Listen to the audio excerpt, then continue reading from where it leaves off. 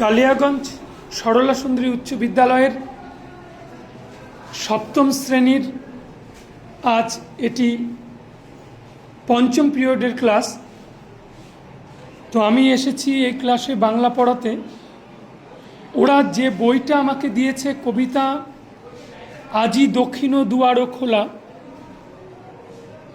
এটি রবীন্দ্রনাথ ঠাকুরের লেখা। এটি মূলত গান। তো ক্লাসে ওদের আমি এটা বুঝিয়েছি।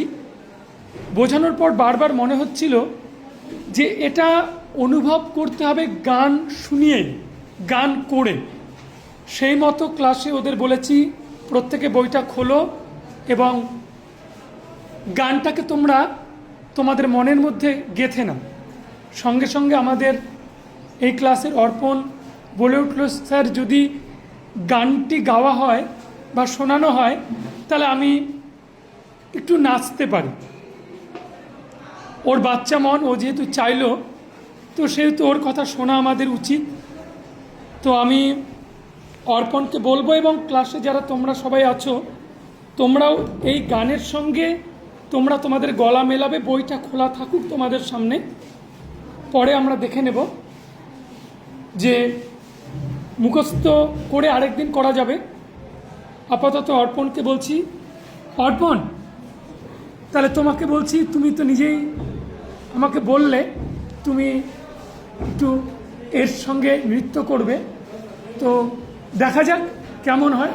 তো অর্পণ তুমি এসে দাঁড়াও। আমি কি গানটা বাজাবো? আচ্ছা, অর্পণ রাজি আছে, সবাই আমরা একসঙ্গে গাইব। দেখা যাক।